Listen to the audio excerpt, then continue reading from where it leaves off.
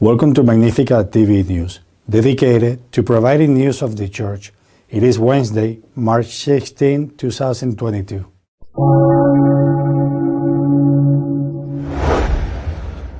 The Bishop of Arecibo, Puerto Rico, has been dismissed without trial in which he could defend himself.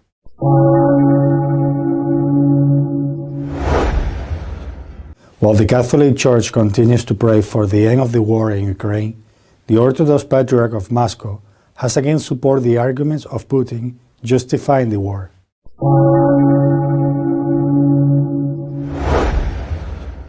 The bishops of Northern Europe, as well as the Polish bishops, are writing a letter to the German bishops expressing their concern about the course of the synod.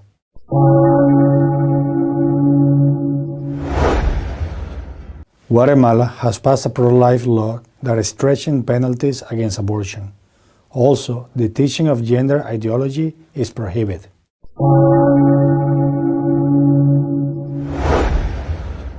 A well-known Protestant theologian has claimed that the German Synod is just an attempt to Protestantize the Catholic Church.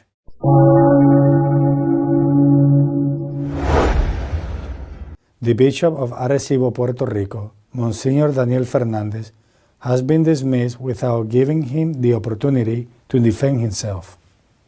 In an unusual way, a Catholic bishop has been removed from office without any accusation and without being able to exercise his legitimate defense because there has been no trial. This is Bishop Daniel Fernandez, Bishop of Arecibo, Puerto Rico. Through a press release, Bishop Fernandez has made known his opinion about the dismissal of which he has been the object. In reacting to what has happened, he said, "I feel blessed to suffer persecution and slander. I regret very much," he adds, "that in the Church, where mercy is so much preached, some lack a minimum sense of justice. No process has been made against me, nor have I been formally accused of anything, and one day the apostolic delegate simply informed me verbally that Rome was asking for my resignation. A successor of the apostles is now being replaced without even undertaking what would be an obligatory canonical process to remove a parish priest. I was informed," he continues, "that I had committed no crime but had supposedly not been obedient to the Pope, nor had I been in sufficient communion with my brother bishops in Puerto Rico.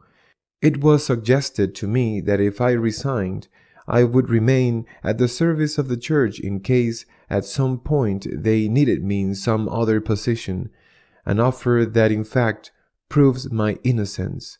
However, I did not resign because I did not want to become an accomplice of a totally unjust action. This personal experience, on the other hand, has helped me to realize in a new way the serious responsibility that all of us bishops have in the government of the Church, which is apostolic and not pyramidal, synodal, and not autocratic," he concludes. Among the many voices that have been raised to protest against what has happened to Bishop Fernandez stands out that of Bishop Emeritus of La Plata, Bishop Aguirre. "The progressivism imposed by the Holy See advances relentlessly," says the Argentinian bishop, "without caring that it makes victims of men of God whose action leads the Church to flourish." The Bishop of Arecibo, Bishop Daniel Fernandez, has been deposed from his diocese for defending conscientious objection to the ridiculous moral obligation of vaccination imposed by the Holy See. The Church today is no longer concerned with God, nor with Christ's mandate to evangelize, but only with imposing new paradigms and adhering to the principles of a new world order, alien to natural law and Christian revelation. The case of Bishop Fernandez is a very clear example of how the Church goes backwards from what its mission should be, he concludes.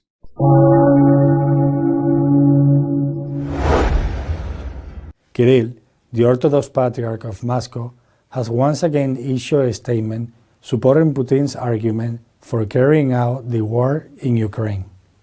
Kirill, Patriarch of Moscow, has written a letter on the war in Ukraine in which he considers the conflict tragic, but assumes practically all of Vladimir Putin's thesis on the reasons for it.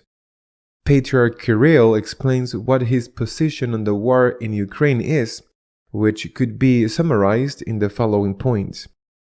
It is not a conflict between the Ukrainian and Russian peoples. It is caused by the relationship between the West and Russia. NATO has not kept the promises made to Russia at the time and has constantly expanded, which is seen by the government in Moscow as a threat. The West supported armed interventions in Ukraine against Russians living in the country, especially in the Donbas region. That attack on Russia had its religious derivation through the Orthodox Schism, due to the recognition by the Patriarch of Constantinople of a Ukrainian autocephalous church. The Patriarch, who says he prays and asks people to pray for the establishment of a lasting peace based on justice, also warns that the economic sanctions affect above all the Russian people and denounces that Russophobia is taking place all over the world.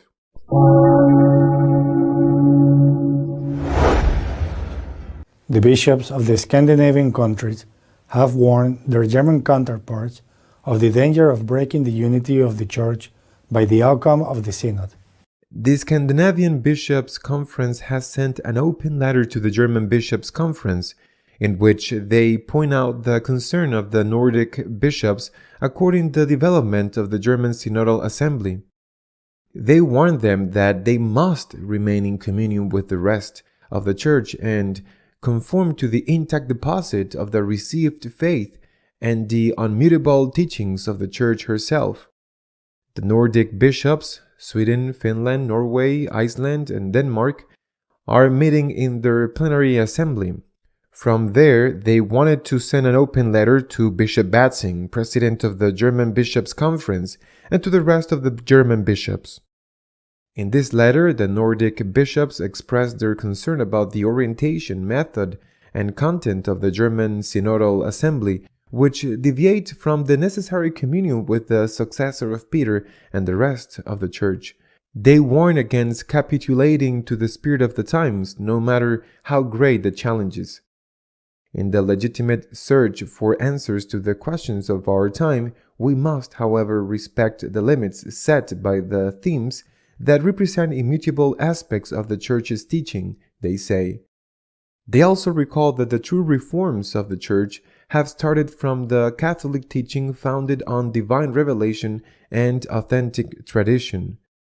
In the same way, they point out that we can hardly expect a new fullness of Catholic vitality if the content of our faith is impoverished.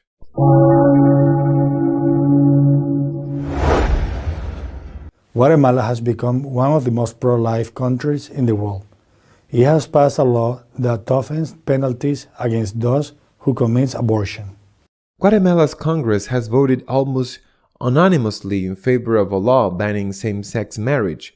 The law will also prohibit increased prison sentences for women who voluntarily abort unless their lives are in danger. The law for the protection of life and the family was approved by an overwhelming majority in Congress. Only 8 legislators out of 160 voted against it. Under the law, women who have induced their own abortion or have given consent to another person to carry it out will face a minimum of 5 years in prison, but the penalties could be much higher. The law also stipulates that schools be prohibited from teaching students that anything other than heterosexuality is normal.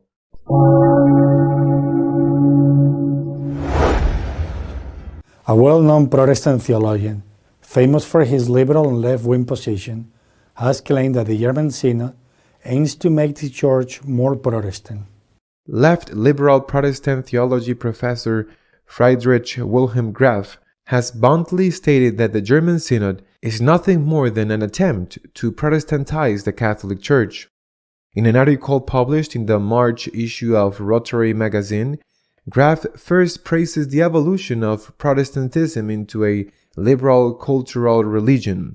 Protestant theologians had created it out of the symbol system of Christianity and biblical myths and legends that simply seemed to go against all reason. For the fact that many Protestants now justify abandoning their church, he blames soft approach ecumenism, in which differences are pathetically denied. And he concludes that not even the Protestantization of the Catholic Church, now designed as a synodal way, will solve its massive shortage of new priests. Professor Graf considers that instead of the prevailing soft ecumenism, it is necessary to refine the profile of the Catholic Church. The Protestantization, sold as the synodal way, which is practiced by clerical and lay officials as a precaution against losing income, has no future.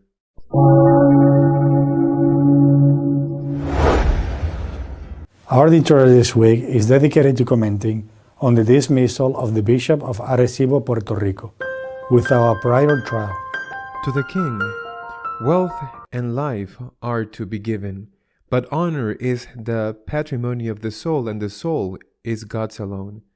When the great Calderon de la Barca put this phrase in the mouth of Pedro Crespo in his play El Alcalde de Zalamea, he was not only telling the powerful Spanish King Felipe IV that he should have limits in the exercise of his power, but that he was trying to save the monarchy.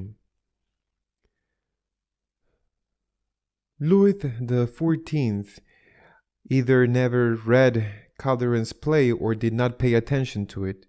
The French Sun King, the powerful Sun King of I Am the State, well, only 78 years after his death, he saw how his second successor and great-grandson, Louis XVI, cut off his head. He saw it metaphorically because he was already in heaven or in hell.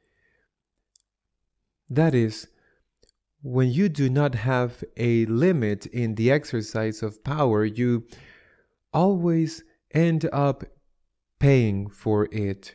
A great physicist like Newton said it very wisely in his third law: every action generates an equal and opposite force, a reaction. An absolute monarchy without limits ends up becoming and giving way to republics or constitutional monarchies that in the end are nothing more than representative figures without specific and concrete command. All this long introduction comes on account of what has happened this week with the fulminant dismissal of a Catholic bishop, the Bishop of Arecibo, Bishop Daniel Fernandez in Puerto Rico. I would like to think, following St. Paul's advice in chapter 13 of his first letter to the Corinthians, that the Pope has not been informed or that he has been badly advised. It would not be the first time. It already happened with the Chilean Bishop of Osorno or with a group of priests of Granada who had been falsely accused of sexual abuse, and the Pope had to ask for forgiveness afterwards for his initial behavior. I would like to think that the same thing has happened on this occasion, because what has happened with the dismissal of the Bishop of Arecibo was, above all, a violation of the law of the Church. When a priest or a bishop is accused of something as serious as a crime of abuse against minors, he's judged, and he has a right to defend himself. However, the Bishop of Arecibo has not been given that right. He has not been given the opportunity to be judged and to defend himself. Accused of not being in communion with his brothers, he has been dismissed with impunity, What had he done?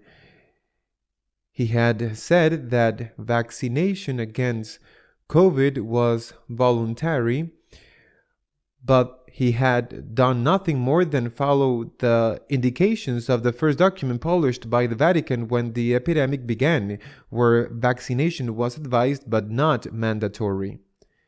The other accusation is that he had not taken his seminarians. He had them in Pamplona with Opus Dei in a seminary, therefore conservative. He had not taken his seminarians to the inner diocesan seminary of liberal character that they had organized in Puerto Rico. In fact, the bishop had only asked for time. And since last September, he had already announced that this would be the last course in Pamplona, and that from the following course onwards, they would all go to this interdiocesan seminary. But in any case, he had the right to be judge, and he had the right to defend himself. The fulminant dismissals not only harmed the victim, but they also harm the institution. The institution is more harmed than the victim. Abuses are always paid for. I insist on remembering Newton's law. When the law disappears in the church, and what has happened is a serious precedent, when the law disappears in the church, inevitably there will be a deterioration of the figure, not only of the Pope in office, but of the papacy, a deterioration of the figure of the papacy that will end up reducing it to a primus inter pares, to an honorary figure that will have no more effective power than over the Rome contained within the great Raccordo Anulare. Those who love the papacy, those who love it, and love a church founded on the foundations of the apostles, those who believe that the apostles, that the bishops are the successors of the apostles in their diocese, and not mere high officials of a multinational, we must defend.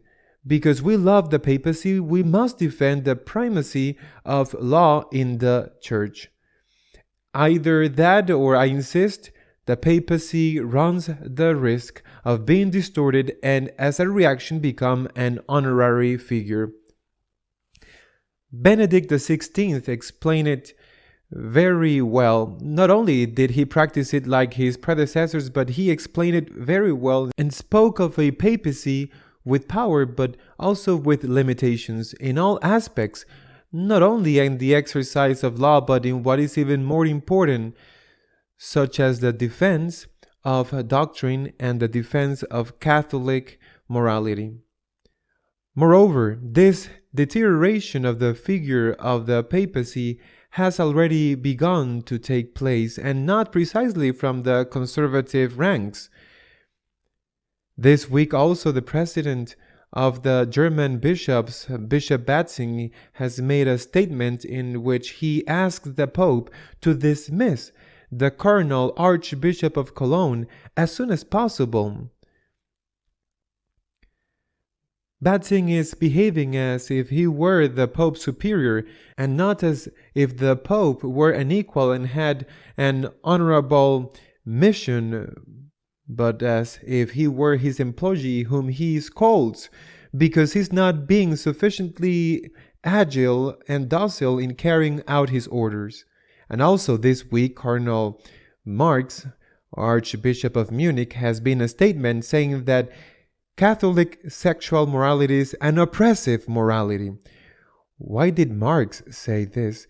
Because he knows that nothing will happen to him. He knows that by saying that our Lord Jesus Christ is an oppressor, for example, when our Lord rejects divorce and amounts it to adultery, he knows that by accusing our Lord Jesus Christ or St. Paul of being oppressive, he knows that nothing will happen to him, because he knows that he who has the authority or at least that is what Marx believes, will not exercise it. I repeat, in order to save the papacy, and we want to save it, to save the papacy, we must save the primacy of law in the church.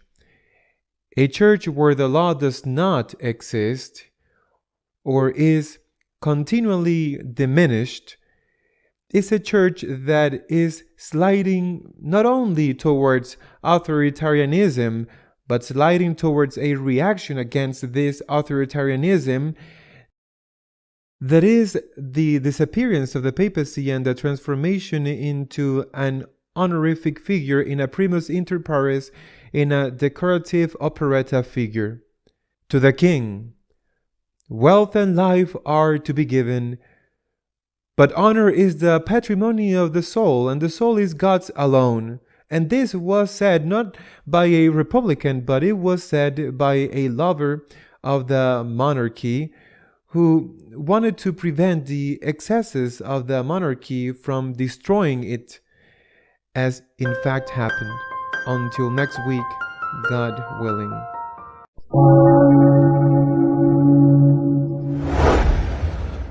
If you would like to keep up to date with what is happening in the church, you can visit our news page, www.magnificat TV. See you next week, God willing.